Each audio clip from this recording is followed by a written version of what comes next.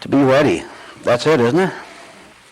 To be ready means you're not thinking your way through life, but seeing it. So that at no moment are you ever caught off guard. You ever been in a state where you're deeply thinking about someone came along, spoke to you, and you jumped? Where were you? The other side of the world, right? You certainly weren't home. So being ready simply means that you're not wandering out there somewhere, wondering about something. Wondering and wandering, right? But you can look around just as I'm looking at you right now. You can see faces, and you can see walls, and you can see clocks up there. At the same time, you know where you are, you know what you're doing.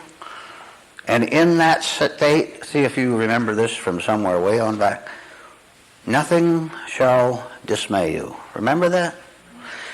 What dismays you? Everything, starting with yourself. Well, we're going to correct that now. And hear the story of the I Spy. I Spy, S-P-I, I Spy. Here is a soldier in the ranks, corporal. Corporal's pretty low soldier, you know, not very high. And his superiors called him into the big office one day, military office, and said, "Sir, you have been selected for special duty. You have been selected as someone special to do something unusual. And because of this special honor we're conferring on you, the rewards will be equal to your hazardous duty and your achievements out in the enemy army." They told him what they wanted him to do. He was to get his role upright, to be a spy, get the proper cover, as they call it, in case he stopped suddenly at the railroad station. He knows exactly what to say. Even speak back to the interrogator half bored, as if you have gone through it before and you have nothing to hide. So they trained him well. They trained him well. They told him exactly what to do, what to say, how to behave, so that he wouldn't be caught off guard. But see that it's an artificial situation, condition where he's playing a role that has no relation to the reality of the situation where he was in the enemy country. So off he went. Diligent spy. And let me tell you why he was diligent. Not because he has diligence as a natural virtue. Not because he was a naturally alert man. You listen to me. He'd been promised something. He'd been told at the end of this tour, how long or how short it takes, when you come back, oh yes, when the war is over, you come back and we'll see that you're in one of the parades. We'll see that you have medals covering all the left side of your uniform. You'll be promoted, you'll get the pension, you'll get everything. Pretty interesting, right? So he went through his duties out there, very hazardous, spies in a dangerous position. Oh, now do you know why you feel in danger? You're a spy. We'll develop that a little bit later. So I went out, and you've seen enough spy stories on television, know what happened. He'd go back to his little apartment in a low-rent district so as not to attract too much attention. He'd pull out the bureau, and the radio transmitter was underneath. He'd send his messages back to headquarters. Good spy, did a lot of good work. 2 or 3 years. And all the time he was thinking of the future. Oh, he had a girlfriend back home that he left, of course. He's thinking of his girlfriend back home. And he was thinking of the parades. He was thinking of the medals. He was thinking of the scrapbook that he would build up, and he could show it to his children, to anyone who would listen. And he could join the veterans organization, and he'd be the invited speaker because he was such an outstanding unique kind of soldier, a spy, someone who had succeeded and hadn't got caught. All the time he was dreaming about his future glory, just as you do. Do you know how I know that? Because I know that you're not living right now. I know you're somewhere. If you were thinking in any way at all, you're not here. I'm not talking about right interpretation, taking right ideas with right ideas. I'm talking about an unseen pool of thoughts and feelings that are taking what I am saying now and doing something with them in the hope of the promises being fulfilled. Let's go on. You'll see why. You'll see why you worry so much, or you're so concerned that maybe something will go wrong. Well, with our spy, 3 years of hard work, nervous, scared. The policeman looked at him over his shoulder and looked back over his shoulder, and he'd get panicky about it. The policeman turned the corner and walked away. He'd sigh with relief that didn't touch him. Your experience. After 3 years, here to knock on the door, and you know how nervous you get when you're a spy in this world. Oh, a spy is someone who's not living his real life, who's not living in the real world, but is playing a role, well rehearsed, with the hopes of future glory and reward, financial, and so on. Knock on the door, the Gestapo was there. Came in and arrested him, hauled him off.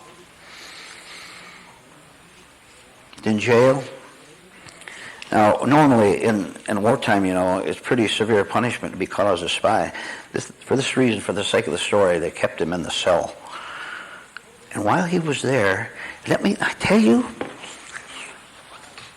nothing really bothered him, because he said to himself, as you do, when the war is over, then I will live. I don't mind temporary discomfort of the cell.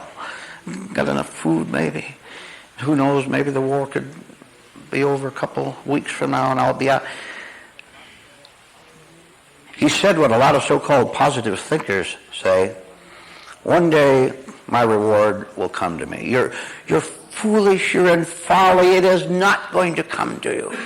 I told you, there's no one inside of you or you to get a reward. So who's expecting the reward? We'll see about that a little bit later too. Languished in jail, but still a pocket of his mind was still hopeful and really excited. Pretty soon he'd hear the rumble of the tanks of his own army, and they'd come in and liberate him. And he'd be brought back to his homeland in glory, and there's his girlfriend and his nice new uniform they gave him and all the medals. And he said to himself, just as every foolish human being says, then I'll know who I am. I'm a hero. I'm someone who served this country. I'm someone who did something hazardous, and through my own courage and resourcefulness, I came out and I won. So what's a little hardship being in prison as long as one day, as Madame Butterfly sang, one day things are going to be different. They weren't for her either, were they? Well, now let me tell you something that he didn't know. And if I tell you about him, I am also telling you about yourself as follows. You know who betrayed him? His own country.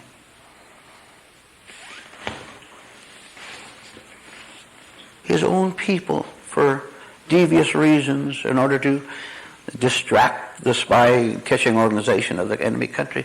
They deliberately betrayed him. They gave him over to the enemy in order that they put another spy in a similar place, so they'd get all confused and wouldn't understand what was going on. Betrayed.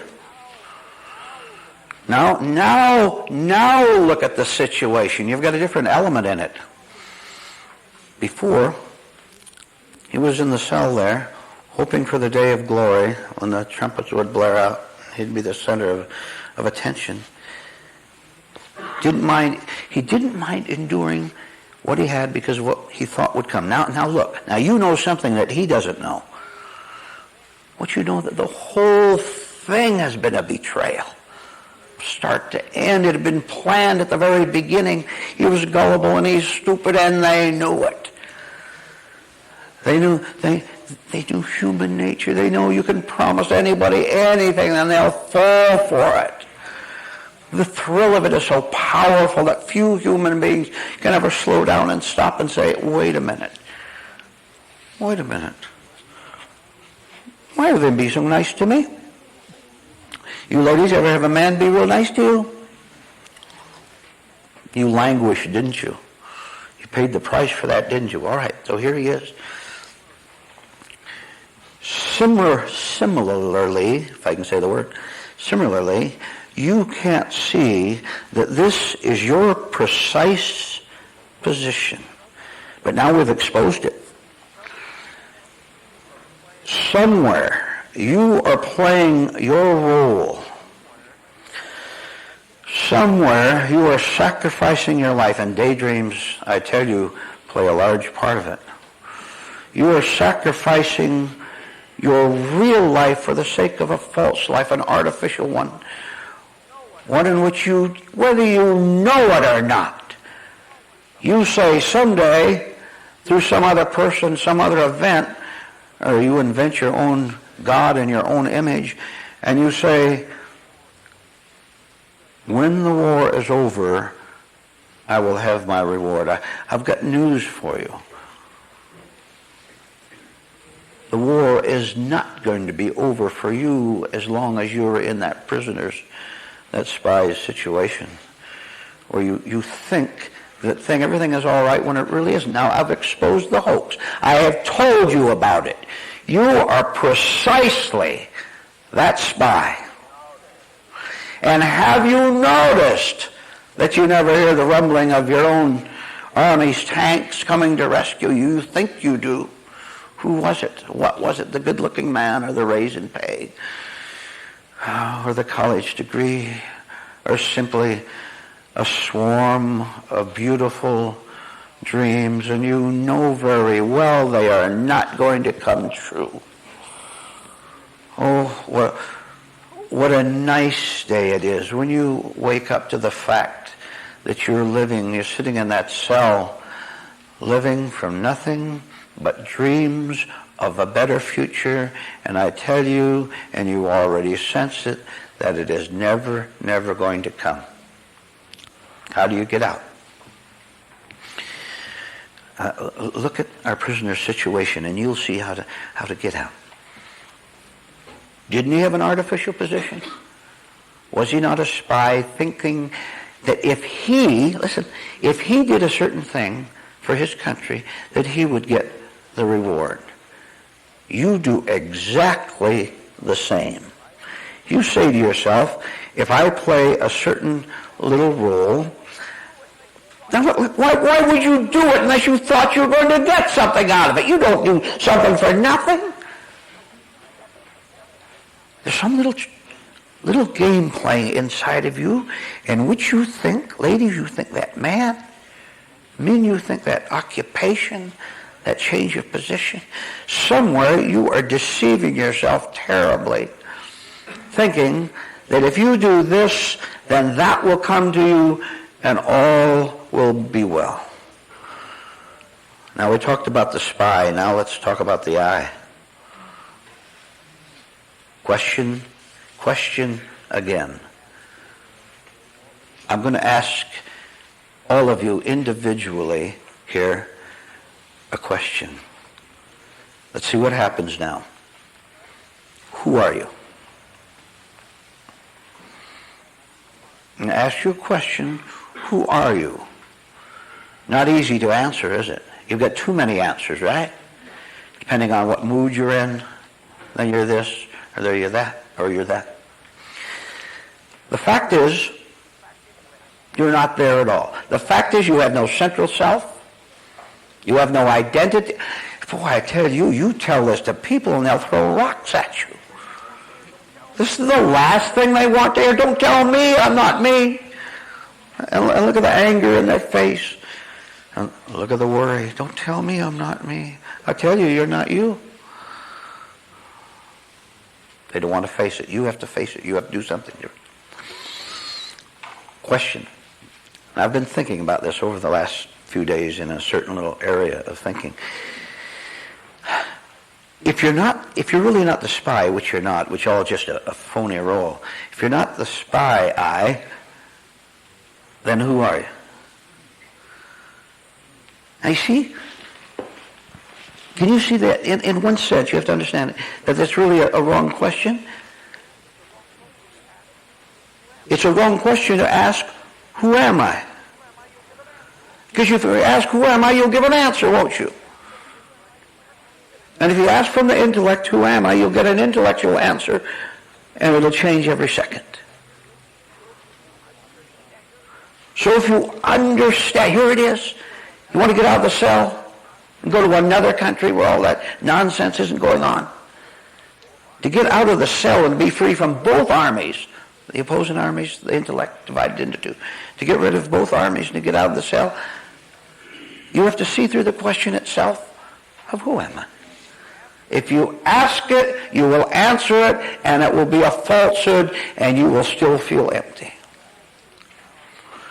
All right, now for the big one. If there is no central self, if there is not you and you, if there's not you and you, then what is there? See, you don't know how to answer that, do you? You know why you don't know how to answer that? Because if I say, if you are you and you are you as yourselves, then you'd say, well, I can identify myself. I'm an opera singer.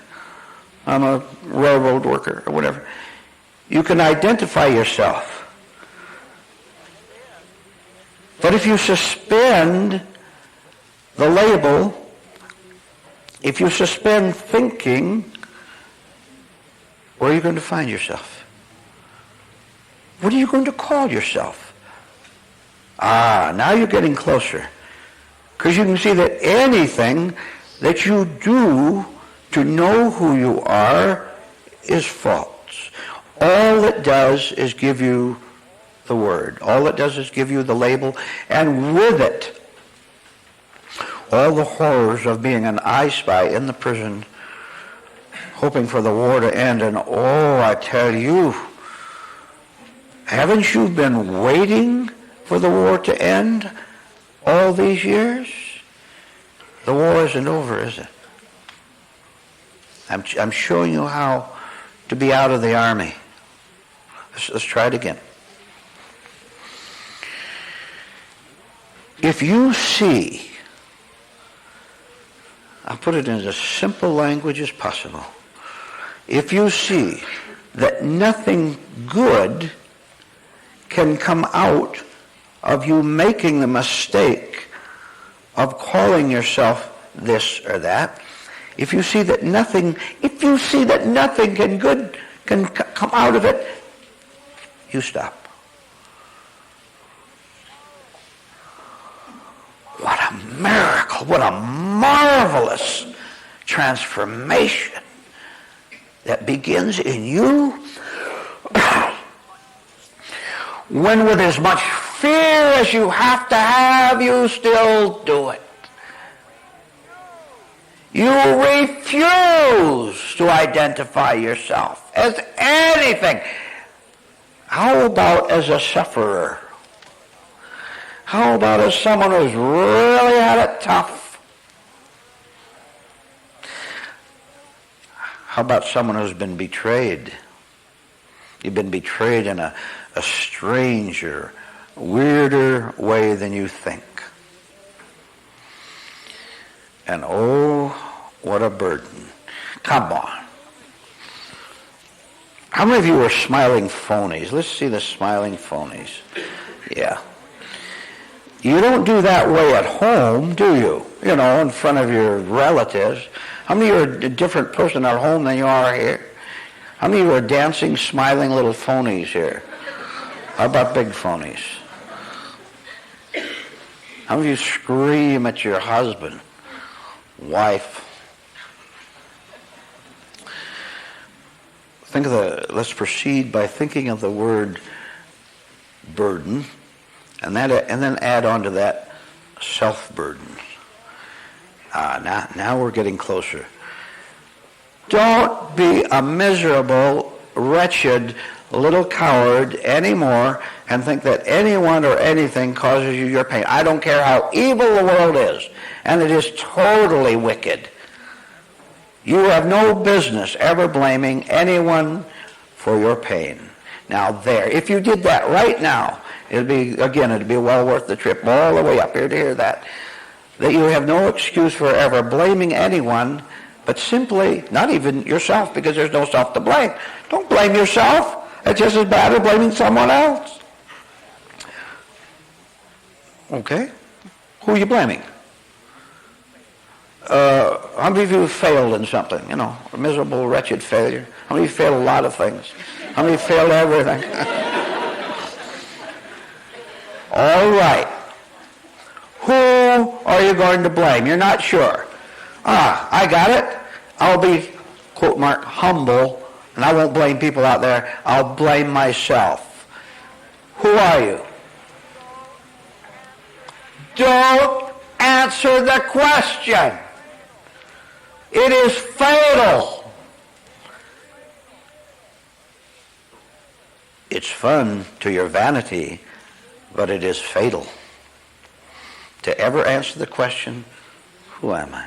You know, anybody can, any idiot can do that. Anybody can answer the question, and they all do. Oh, and that's why you see some people who wander around the streets and wander through their lives having nothing of real value.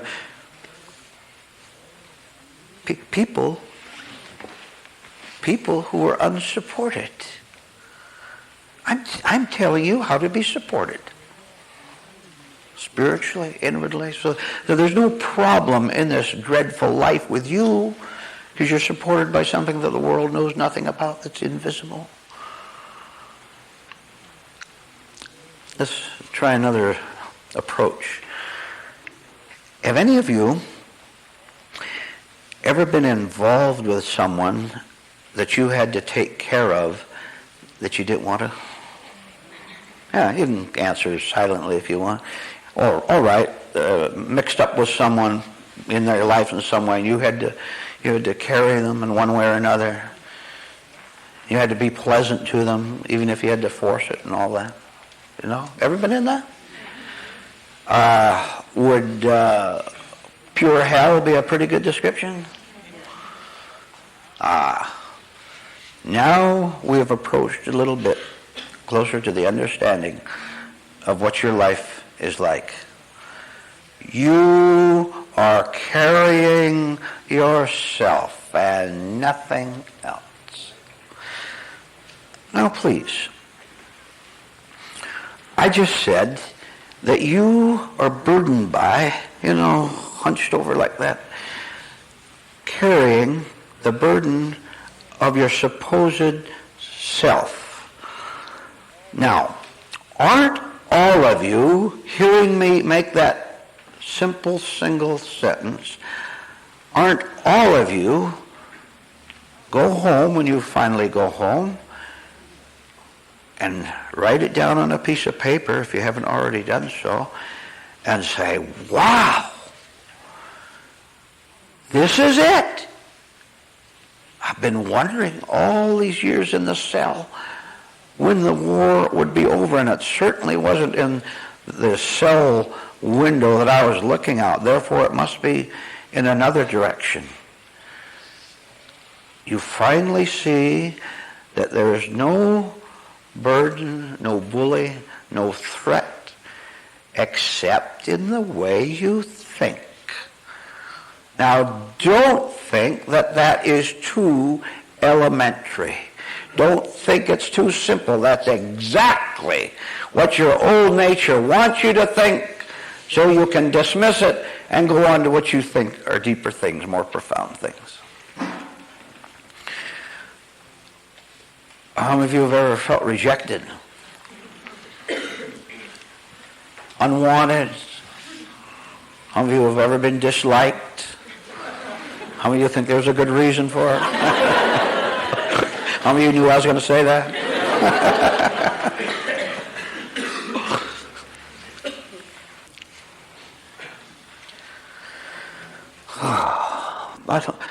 I don't know why these things get so complicated. You should be able to come to one meeting and get it and go out and live different. 2 meetings?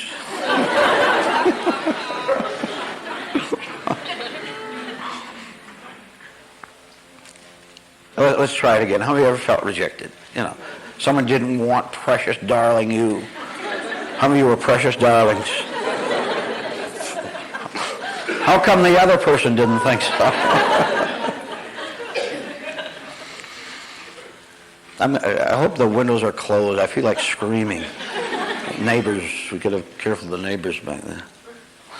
Okay, I'll modulate my tone and also keep it down a little. The only thing that was rejected, but it was an idea you had about yourself.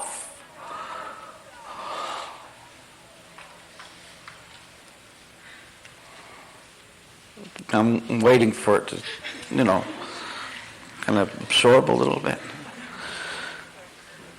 The only thing that felt unwanted and bad was an idea about yourself, more specifically, an idea that you shouldn't be rejected, but accepted and especially loved. Let's see the hands of the lovable people. Oh, how you've been persecuted by unappreciated. Should we try it again? All that has happened is that someone said something, did something that hit against the spy eye, the eye that said, one day that man's going to appreciate me. Ladies, don't count on it. One day I'll get my reward. And the most insidious of all is the belief that those crude, rude people out there might reject you, but God one day is going to take you to glory. And don't count on that either.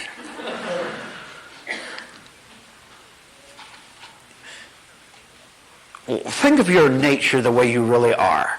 Now, do you think that's going to make it to heaven? Would it be heaven if you were there? It wouldn't, would it?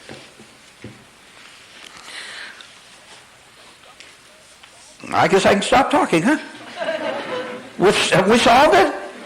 It's all done, isn't it? You know what to do now, don't you? Drop the idea about yourself that you should be, loved, accepted, wanted, desired, someone coming around wanting you. Why do you want to be wanted? Why do you want someone to love you? Shall I tell you why? Because you're a big fake. And you don't want a lover, you want a conspirator. You want someone to lie to you as you first lied to yourself.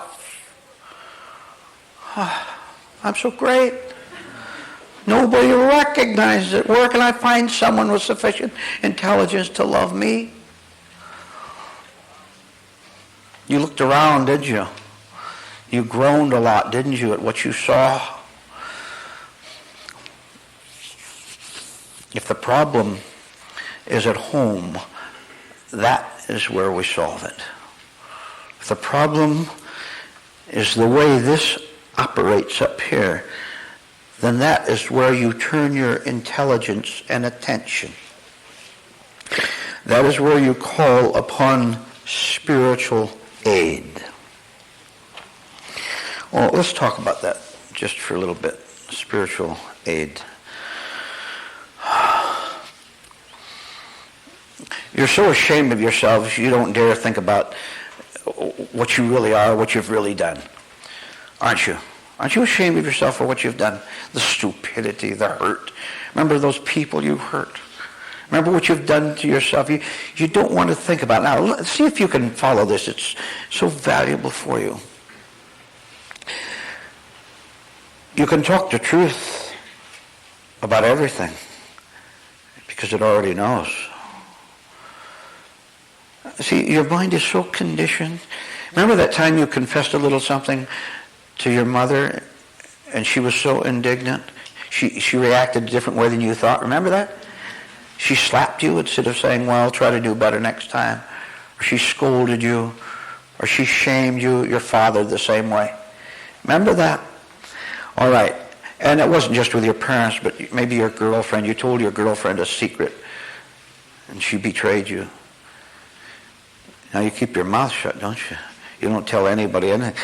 I tell you, it is a great spiritual revelation for you to know that you really actually can drop all this reticence, reluctance to talk to God. You can drop all that because God is not your mother. And not that treacherous girlfriend who went right home and told her parents, and her parents called your parents, and you got into trouble. You know what I'm talking about, don't you? In one way or another, it happened to you. Now,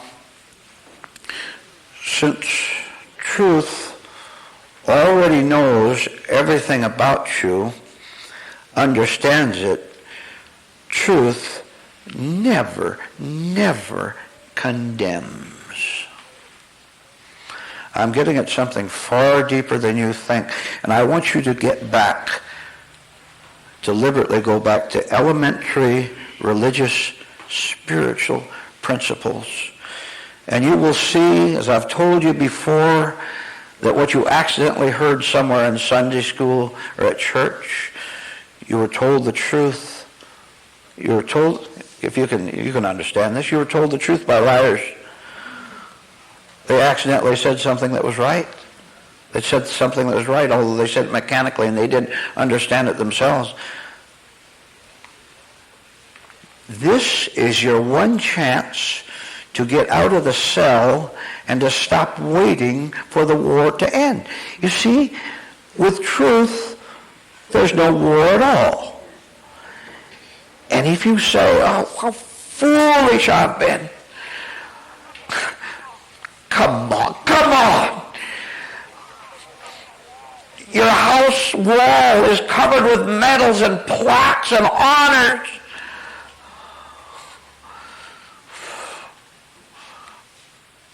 How long are you going to live in that house to enjoy it?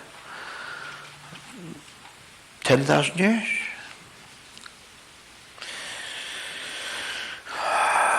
One of the earliest spiritual principles you heard was the brevity and the nothingness of earthly honors. Oh,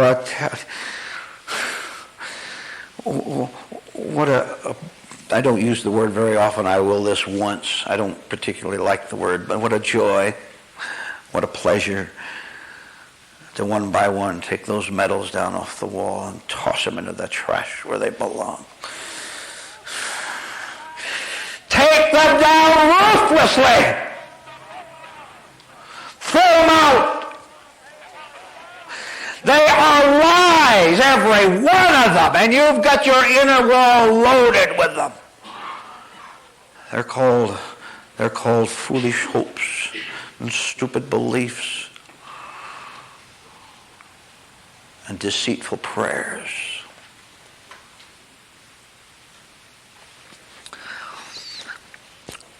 When all the medals and all the rewards that you've accumulated, all the false ones are down, and there's no knower, then there will be a knowing. You know who you are. You will know who you are so well you never think about it. You walk out of your house. If you want to go to the ball game, go to the ball game. If you want to go to the park and walk around. Want to talk with people, talk with people. But all the time you're in charge of everything. You can walk away from the ball game. You can walk away from your friends.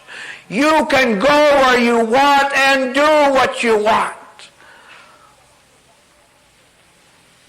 No matter where you go or where you walk back from, the trip out and the trip back. How nice, how relaxed. And I'll tell you a final secret. That pleasure walk, wherever you go, will last as long as God does. Because that's where you're walking in the spiritual light all the time. Now, you have work to do. You have work to understand what we've been talking about. You find those medals that you've got on that wall that you don't want to take down. What is a little vanity about something? A little pretense that you already understand. You're so smart. If you're so smart, how come you're so terrified? If you're terrified, you're not smart, you are stupid. We're after spiritual intelligence. The spiritual intelligence, which then becomes your life, that is what lasts forever, and therefore that is why you last forever. Fighting is false fun. Now there goes half your life, half your pleasures, right? Fighting is false fun. Get it down. Get it down in your mind, in your whole system. And the first time you see it clearly, you will groan with pain and sorrow that you're going to lose one of your best friends, right? Fighting. Now look, I'm not talking about doubled up fists and flailing arms. I'm talking about anything inside of you that wants to be negatively aggressive. Real little sometimes in furious rage. How many of you are capable of furious, uncontrollable inner rage? Contrary to what your old nature tells you, fighting does nothing for you but wreck you. It will lie to you and tell you that agitation of any kind is necessary to your survival. Of course, it's necessary to your survival as a sick, unpleasant, lost, wandering, stumbling human being. I want you to go out of this meeting today with the word fighting and its falseness in your mind to think about, so that the next time you fight in any way, you will understand what you're doing against your true interests. Now, you don't know what they are yet. You don't even know your false interests. You don't understand them. You think that there is something good. You think that there is something essential, you would vow there is, about fighting in all its varieties. Now, I tell you, once and for all, right now, all forms of hostility, all forms of anger, of resentment, all forms of attack against any other human being, no matter how much you lie about it and justify it, all forms of fighting are destroying your true purpose and for being here on earth. Now watch. You watch how you fight what I just said. Why? Why do you fight what I just said? Because fighting has been your way of life since you were a little kid. And you won't give it up because you really believe in your idiocy and in your madness. You really believe that fighting is good, and you'll lie about it in every possible way. You'll justify it. And all the time, unknown to yourself, when you fight, you are a slave. And here goes the labeling again. When you're a slave to your own hostility, to your own anger, watch how you pull words out of the dictionary and put on top of what you did and say, see, I'm a hero. I'm standing up for what I deserve. You'll lie about it every time, and you don't even know you're lying. If you continue, as you have been in the past, continue in the future to be a self-liar, there is no hope for you at all. Now you toss out your junk.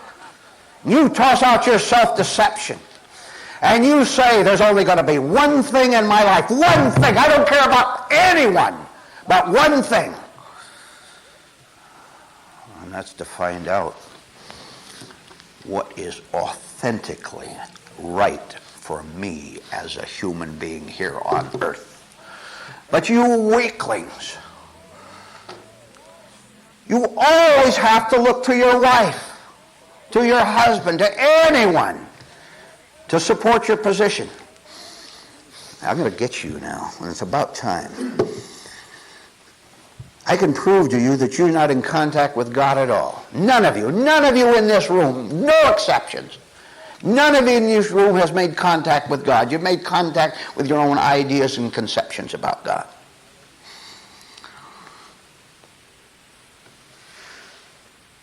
How many of you can stand all alone by yourself? Completely alone? None of you. You always have to have someone to back you up. What organization? What set of neurotic ideas? What automatic self-destructive responses? What friend? What book? What group? What religious creed? Standing all alone means to stand without your accumulated neurosis of ideas and the sick feelings that always go with them. You don't know what it means to stand alone. Try it sometime. Just try to cut something supportive that is false out of your life and watch how you run back and hide. You know what a coward is? I've just described it to you. A coward is someone who has to depend on cowardly ideas.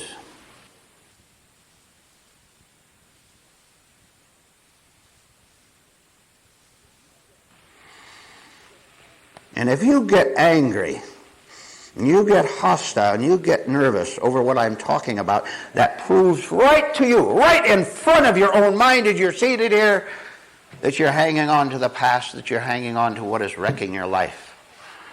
Now come on, once and for all of you here, do you want true life with a capital L? Do you want that? Or do you want to continue to be an unconscious, unseen liar all your life? And if that's what you choose, you are going to pay for it. Not me. I'm not going to pay for it. You are going to pay for it. And you don't have the slightest notion of what you're doing when you do pay for it in shaky nerves and trying to convince someone else that you're right and they're wrong. You don't know, you don't even see that the payment for your sickness is the agitation of it. And you won't even see the agitation. You'll call it something else. When you do wrong, I want to tell you, now you listen to me. You quit listening to yourself. You're driving yourself nuts listening to yourself. When you do something wrong, you will always lie and call it right. That's what keeps you a wreck. That's what keeps you an unpleasant person. That's what makes you such a miserable human being for you to live with. How'd you like to live with someone else besides you? with only you are around. It can be done. I'm going to tell you how to do it. How many of you have problems? Just see, in case I'm at the right place here today. Right audience. Agitations, jealousies. How about envy of other people who are younger than you, richer than you, better looking than you? Have you ever noticed that other people are always better looking than you, no matter what you look like?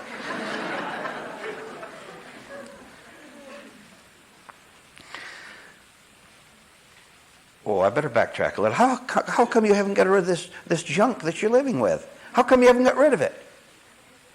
I explained it. You want it. Your junk is your life. Okay. Now, it just so happens, beautifully, that reality, truth, is smarter than darkness. Light is smarter than darkness. It's no game. It's no contest. Light is 100% in power. Darkness is no power at all. Darkness meaning your stupid thoughts and your self-protective neurosis and so on. Up till now, you have been a fighter and lying about it, giving a noble name to it, fighting for your rights or so on. Anything that disturbs you is wrong. So if you fight, that's a disturbance, therefore you're wrong. Now, let me take another poll here. How many of you are at least a little bit weary of wrecking your life? You know, why calling it something else? All right. I'm going to tell you the way out. And if you don't take this, you'll continue downhill. That's it. Absolutely. And if you don't take what I'm going to give you and work with it, you'll go downhill. Now you have to make up your mind whether you want to go uphill or downhill, right? All right. Listen. You don't have to fight and wreck anymore. Fighting is false fun. Good news. In spite of all your belief in the efficacy of and healing power of fighting, you think it's healing. In spite of all your false conceptions about fighting, I'm going to give you the real idea right now. You don't have to fight anything or anyone, any condition. You don't have to fight your own mad thoughts, jumbled thoughts. You don't have to fight yourself. You don't have to fight other people. Fighting is unnecessary. You'll eventually see why. You can't see it now because you're too close to it, too involved in it. All fighting means that there's an entity in there, an identity, a person in there who is shaky, who's worried, you know, someone's going to take my nice, respectable name away from me, as if you have a respectable name. You know better than that inside yourself, and you put on the front, someone's going to take away my respectability. You have none. If you're lost, you're not respectable. You're unrespectable in the sight of God, if not in the sight of other men. Other men will praise your lack of real respectability. The more lies you tell to them, the more lies you tell to them. And here's a whole society of false fronts, of so-called respectable people lying to each other and murdering each other in the name of God, in the name of rightness. All right. Now I have said that you don't have to fight. Now there it is. So, how many of you understand what I'm talking about a little bit? A little bit? All right. Now, I have said you no longer have to fight anything whatever, therefore you never have to be agitated anymore, right? Is not fighting agitation? Isn't it not? Isn't hostility? All right. Now, you've heard me say, and I'll do it again so there's no mistake, you no longer have to fight anyone or anything, right? All right. From now on, you're never going to fight anymore, right? You have your doubts, don't you? You know why you have your doubts? You've lived with yourself so long, you know what you're really like, don't you? You sense it, and I've just brought it up to the consciousness a little bit so you can see it a little bit clearer for the minute. Remember that. Don't go to sleep now. Know what you're really like. We'll get to that if we have time in a minute. All right. Now, since you don't have to fight, that means that there's an alternative to it, right? I'm going to tell you what that alternative is. Write it down. Never forget this. Never forget anything. How many of you remember everything you hear? Now let's take an ordinary daily situation. You're going through your day at work or at home, walking the street somewhere or something. And because you have the habit of turning everything into a problem, how many have that bad habit? Okay. You're nervous over something. You have a problem. It suddenly comes up in your mind. You know, are you even at this point yet where you can see that everything you do turns into a nutty thought? Okay. Up till now, because there's only you with its divided schizophrenic personality inside, one part of you causes a problem, and the other part fights it and says, no, don't do that, fight someone else. It all gets mixed up. Instead of fighting, the next time you have a difficulty, I'm talking about inner things as well as outer things, you will simply ask yourself this. Listen, magic, you want magic? Instead of fighting, you say to yourself, very calmly, just relaxed like I am now, and you say to yourself, what must I remember? Let it sink in. Instead of going along with the hostility that you lie about and say you don't have, you're loaded with it, all of you. Don't tell me you're religious. Don't tell me you're spiritual. You don't kid me. You don't kid truth. Okay. But you're tired. You're tired of suffering. You're tired of being a little parrot who repeats so-called spiritual truths. You might even repeat an actual spiritual truth. But you're just tired of the whole self-deceptive game. So instead of fighting it, by lashing out at someone, whatever, you say, what must I remember? Now listen. You know what you must remember.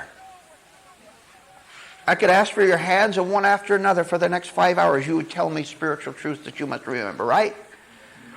I must remember, for example, that every time I do get mad, that the thrill of it is a false thrill, false fun.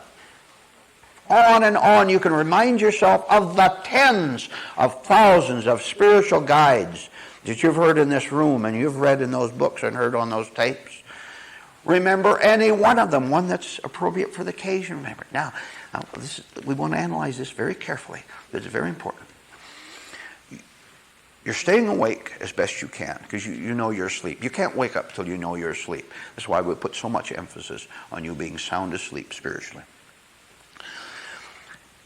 So you work on yourself, and you're at home. Let's say you're at home, and you get a phone call or a letter or something comes to your mind that distresses you a little bit.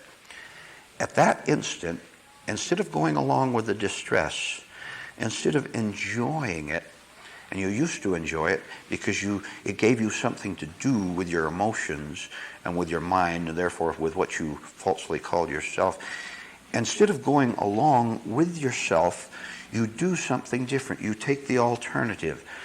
You suddenly relax. And by this time, you have built up a right kind of a feeling that says, no, I am not going along with you this time. And instead of going along with the anger, the mental picture of hitting someone and knocking them down. Come on, raise your hand. You've done that all the time, haven't you? You're violent people. I told you that. If you're violent there, you're violent out there. Same thing. Beware of non-violent people. They're violent. All right. So you go to the alternative of saying, what must I remember? Now I'm going to do it physically. It's important because you're so elementary. You have to start with the physical. Okay, I'm going to relax now. The hands are loose. And a little bit of a sigh and breath. And we just kind of casually sit here. We're not rushing, are we? Are we rushing now? No. We're alert, we're awake. We're not looking for anything in particular to think about, are we? We're not looking for a particular emotion to come to us. We're just sitting here calm and relaxed. And if something wants to come to us, then it can. But in our alertness, in our consciousness, in our awakened state, we can see what comes, and that will judge whether it's right or wrong. See? You see why you always follow the wrong path? Because you're on its side unconsciously and don't see that. And when you relax, as we all did just now, that awakens you a little bit. You have to do this all day long. You understand? All right. So, not wanting anything from the world, the exterior world or the inner world, we just relax and we remember the truths that we have been told. Now, the right intellect, right ideas can come in. What must I remember? You've left space for it. And you will remember what to do when that anger, agitation, envy, whatever, tries to take you over. And do you know what you do? You do nothing. If you do something, you will wreck it. Don't you always wreck things you try to correct? Instead of correct, you wreck. Right? Have you noticed your brilliant mind makes things worse? All right. How many of you, I have to take polls all along here today. How many of you have the sneaking suspicion that there just might be an intelligence higher than your own? With some of you, how many of you think it might be more than a suspicion? You know? I've got news for you. Your suspicion is correct.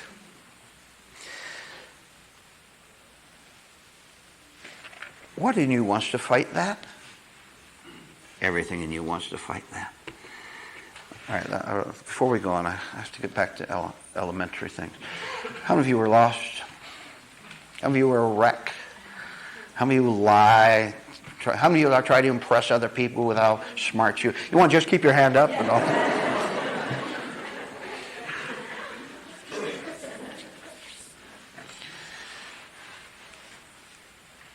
The intelligence that is higher than your own will enter in to answer your question when you ask, what must I remember?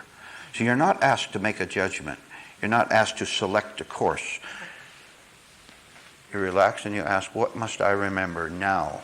You have done, for the first time in your life, you have done something that you've heard about ever since you went to Sunday school. You've heard something that you've heard it, but you haven't done it, which is this: turning the problem over to something higher than you. You know, that's in Alcoholics Anonymous program, it's in other self-help programs. Turn it over to God, right? And you've never really understood what that meant. All you've known is the phrase. And because you live from an imaginary identity who makes imaginary prayers which bring imaginary results, you don't understand that you have never before turned something over to God. Now, to turn something over to God means you can't slyly and cunningly turn it over to another part of yourself that secretly worships yourself that you don't want to see.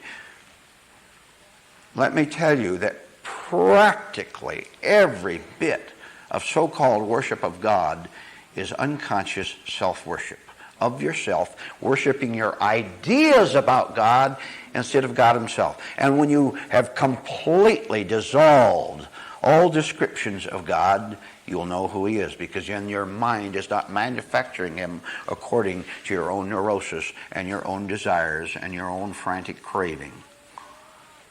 And in that state, that means that the Spirit of truth will live inside of you, and that will tell you what to do all along. Let's see. Imagine yourself walking in a fog. Is that fairly easy for you to do? 24 hours a day, right? And while you're walking in the fog, some mysterious something. Have you ever noticed in science fiction movies how they build the suspense by making the enemy, the alien enemy, make it a vague identity? That makes you more worried, doesn't it? You don't know who to strike out at. In other words, it's the unknown. Or in an Agatha Christie novel, the unknown criminal, of the 12 people, one of them you don't know, and you all look suspiciously around at each other. Do people ever look suspiciously at you? Out of the fog, in front and back and at your side, people bound out and bop you and run away, right? In your fog, don't you get bopped? Mysterious. What do I do about it? What are you going to do about it? And I've told you that you ask yourself what you should remember. The answer will come. Now, here's some details on it. We've gone on to you walking around, in your life in the fog. I'll tell you what to do instead of, who's going to hit me next? What's going to hit me next? This is your life, right? All right. Listen to the solution. Tell yourself all about the enemy. Now look. You were never asked to do anything you can't do. So you have no excuse for doing what I'm going to tell you next. You can do it. You can start. Okay. You're in a fog. You're in your life. Right? Right. A thought bops you. Someone else says something. Or they ignore you. You think they don't like you anymore. Instead of fighting, all you have to do is start telling yourself. This is right self-teaching.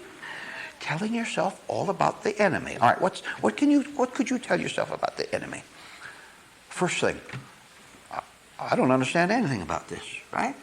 Now, aren't you already on the way to educate? You're verbalizing, you're bringing up to awareness what you can't see before. But you're instructing yourself, you're telling yourself all about, and I tell you, if you were to take paper and pencil, you'd go the length of this table and more for all the things that you know that you didn't realize you knew because you're not at that level where you can bring out knowledge to yourself. It doesn't come to you because there's too much of you. At the same time, there's a little part of you saying, tell me. There's a big part of you that says, don't tell me anything.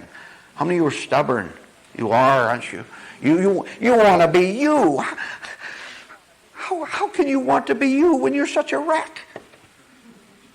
How many of you sense that you're your own worst enemy? Spiritual success. Think of the meaning, the power behind the phrase as a guidepost. Spiritual success. Now, the first thing you should know about spiritual success is that you know nothing of its nature. Spiritual success is something that is literally, actually out of this world. You start off by thinking of some of your relatives, friends, people you know, and that phrase has no meaning at all in back of it. The world is not interested in anything that is outside of this world. That means that you have to start right now, to begin to break your ties to associations, to words, to ideas, to beliefs. You have to start breaking all associations you have with the word success so that you don't automatically go into it and associate and direct the word success back to you.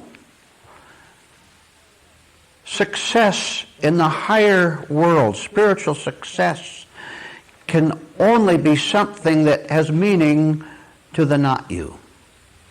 Understand? So therefore, all our ideas, associations about success usual ideas must be broken, must be set aside, so that we don't deceive ourselves into thinking that we're being spiritual when we're merely being worldly, but calling it something higher and something different. And that is extremely important for you to ponder in just the 2 or 3 minutes we've had already, for you to understand that you automatically, when you first say success, you say me. All right. When you do that, and as the world does it out there, of course, that is the world's definition of success, and it revolves around, does it not? Revolves around gold and glory of one kind or another. Personal gain for you. And every gain that the world makes or you make, every gain that you make unconsciously removes you farther from the kingdom of the spiritual world. Now here's what that means. If you get a gain in this world, you get a lot of money, you get a lot of friends, you get a nice place to live. If you refer that success back to you, it will separate you even more from understanding what spiritual success is, because you have automatically settled for worldly success and feeling the thrill. I've got it made now in this world. Well, of course you have. You've got the home. How long are you going to live there? You've got the money. How long are you going to be looking at that bank account that says $5 million? Here it is right in front of you, in front of everyone who hears it, and they do not hear. They don't hear and obey, do they? It is very simple. Oh, some good news. It is very easy for you as students of higher life to begin to untangle yourself from wrong, unseen, associative thoughts with the word success. Very easy, if you will do it. Because, you see, spiritual success is unique, has no connection with worldly success like you liking to be flattered or whatever. It has one principle, one rule connected with it, that if you follow this one idea alone, that will be the judgment. That will be the separation by which you'll be able to understand the difference between wanting temporary gold and glory in this world and something that is a million miles above that, which you can feel and live in right now. Now let me tell you what it is. It's called motive. Synonym, intention, but let's stick with motive. Now, from now on, this second on, you will know what your real motive is for anything you do and say and think. You will know what your real motive is so that you can start to separate the false ones, the golden glory ones, from those that say, all I want to do is understand.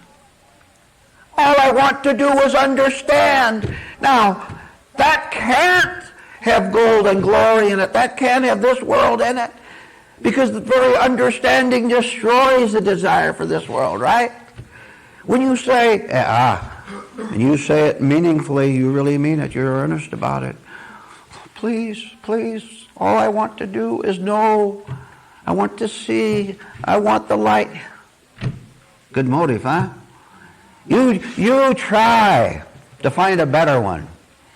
There's no better one. It's motive, regardless. Now look, The world is nothing but temptation. It always has been. When you were a little girl or boy, 2, 3 years old, it started. It continued when you're 10, 12, 20, 30 on. The world is nothing but temptation to you, to want to drag you into itself. Because the world is lonely and insecure and scared. And it looks at a physical body. It does. It looks at a physical body out there and says, if I can get that in some way, if I can get its money, I will feel better. If I can get its sex, I will feel better. If I can get its vote, its cooperation, the whole world surrounds you. Do you know it? Do you see it? You had better start. The whole world being evil. It has its motive too, not the kind we're talking about. The motive of the world is to grab, to exploit, to deceive, to try to pull you down to its own level, and look at the enormous success it has achieved now in your life. Now, being aware a little bit that you have been a victim of tyranny of the world, of a grasping, greedy world. If you understand that you've been the victim, now you know what you have to do. If you're a victim, then you have to not be a victim anymore. And I've given you the clue for doing that. This calls for intense honesty, intense alertness. This calls for you right now while you are thinking while I'm talking. That means right now. How are you taking what you're hearing? Do you know? Can you understand what's going on inside of your mind as I'm talking to you? What you can do it, please do it right now. Start with the physical body. That's always good. I know it sounds so elementary. I know it sounds elementary to you to start with the physical body, but that's where people live so much. You start with that. Let it send its message of relaxation to the other part. And just to relax, and your hands are limp and yet alert. Your jaw's loose. And you breathe easily, and you might even for the moment, maybe for the first time in 3 years since I've mentioned it last, maybe for the first time, you're conscious that you breathe. That's an exercise. You don't have to go around noticing yourself breathe all the time. That goes automatic. Nature has arranged that. But as an exercise, to be aware of yourself. How many of you know you breathe? Okay. In this state in which you deliberately go against the screams, the howls of the world, let them howl. You're not going to stop it from howling, you understand. What you can do is relax and listen to it howl and look at the right intention, the right motive in that, to not respond to it, which I'll get to a little bit later. There's, you know what a merchant marine is? I'm going to give you an illustration to back up what I'm talking. You know what a merchant marine is? It's ships that sail for profit, right? Not a part of the navy of a country. Merchant marine ships that go around carrying coconuts from Tahiti to Boston, and codfish from Boston to Tahiti. We made a successful round trip, boys. And there are schools, I understand, for merchant mariners, is there not? You know more about that than I do? Sure. Here's cadets at the merchant marine, all young men, all eager to become captains of their own boat. So they go to school for a long time, I suppose several years. It's a pretty involved thing, so much involved in it. And they have their big graduation day, in which they throw their caps up in the air, right?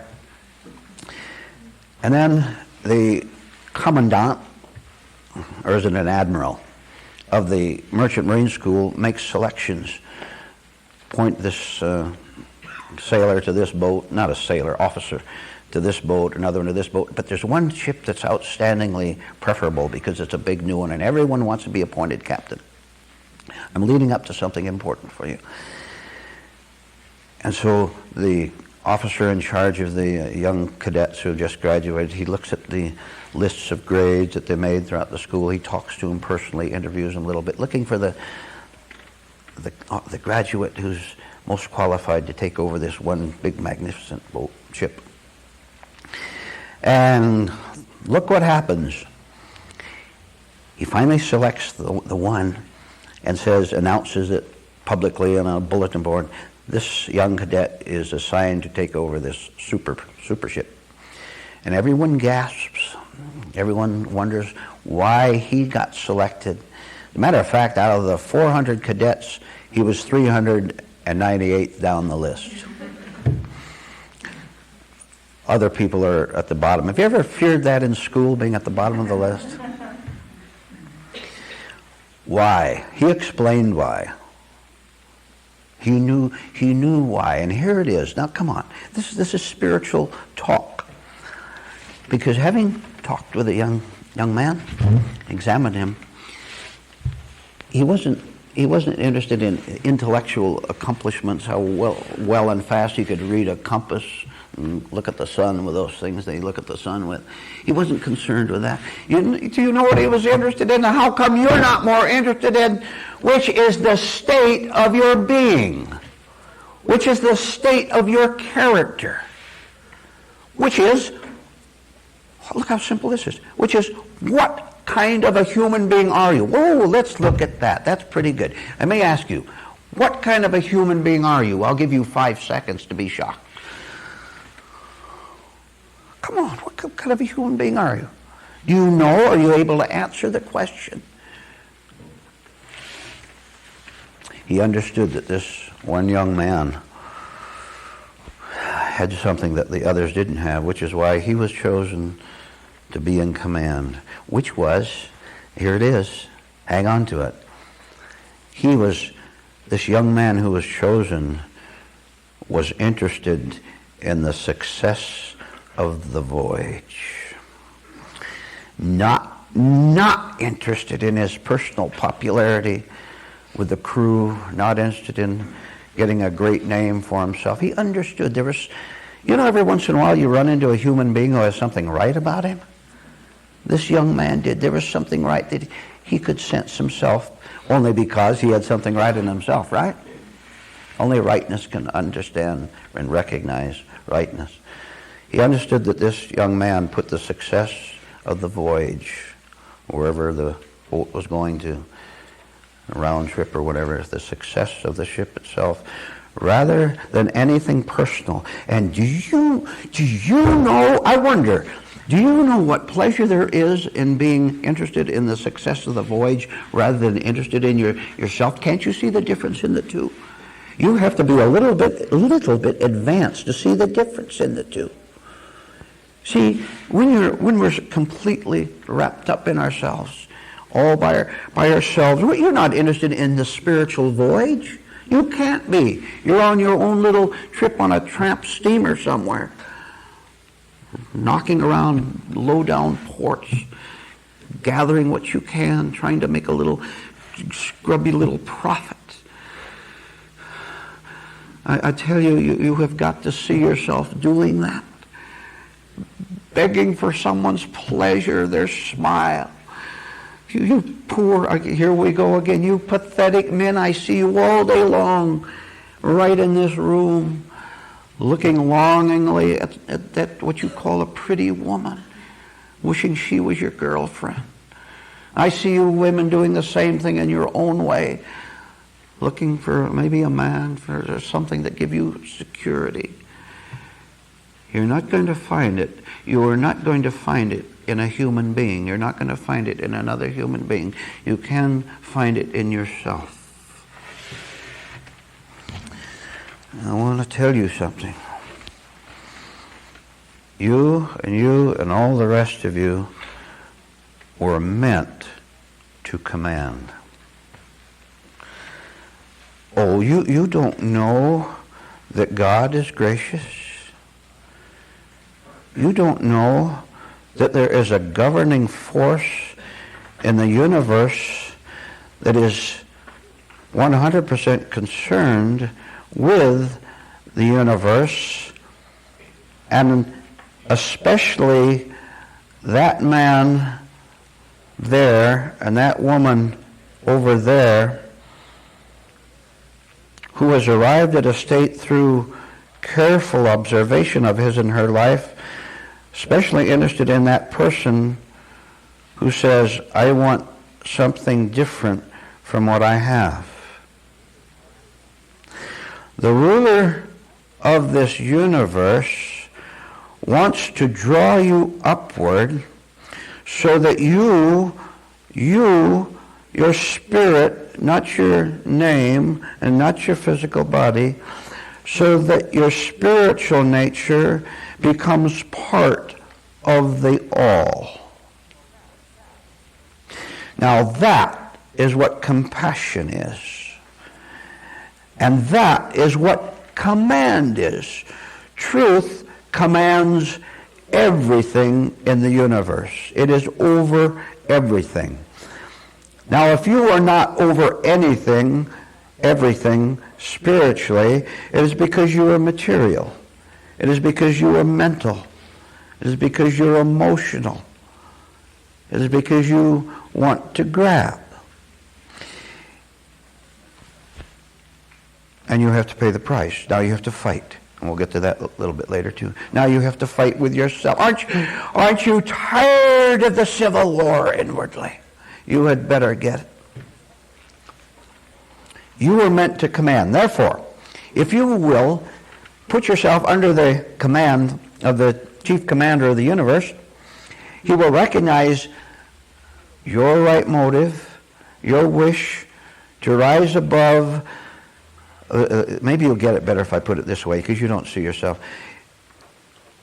God will recognize your wish to rise above your sick relatives.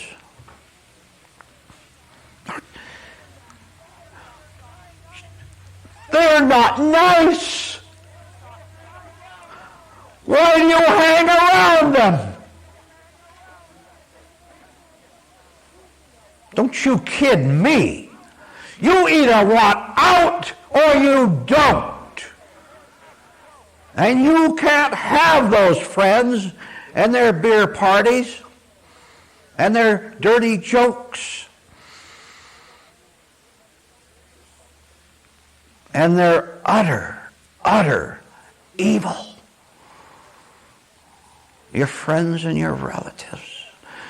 You can't have them and also have the kingdom. Take your choice. Oh, but you're so confused about it all. You are so desperate, so insecure. You grab everyone you can. You want to keep your friends. You want someone to refer to. You want someone to back up your sickness. And if that's what you want, I'll give you some negative good news. If you want someone who has the same insanity that you have to back up your insanity, to say you're all right when you're wrong, if you want someone, here's the negative good news. There are 4 billion people out there who will back you up. And they are all murderers. And you stupid man or woman, you're the first victim of them because you've always been a victim of yourself. Don't you go blaming the world for what it does to you. You do it to yourself, and no one else does it. A compassionate Creator wants you to understand this. And I want you to go through the wrenching, dreadful, painful, beautiful, marvelous, enlightening experience of facing what's going on inside of you second by second. If you do that, that is the right intention. And that's what leads to spiritual success. There is a method. There is a way. There is a certain path that you can follow individually in order to go upward. As simple as that. You're down low now, aren't you? Sure you are. You get depressed. You hate people. You're jealous of people. You're a bundle of nerves. You're still looking for a human savior. You're still looking for a hero. You still like to look at television and say, oh, what a marvelous man. He hit 10 home runs in one ball game. That's your idea of a hero. That's your level. Do you understand when sudden pangs of pain come to you? Maybe a little more outstanding one that you can catch a glimpse of because it's so sharp. You understand that pain was in you all the time, that simply came up from some kind of outside challenge of some kind. You understand that it's always been there. And, you know, the world says something like this. Here's one of the typical lies of the world. Well, sure, I get angry. Maybe I get angry even once a day. I get angry once a day. But the rest of the day, I'm very peaceful and kindly and loving.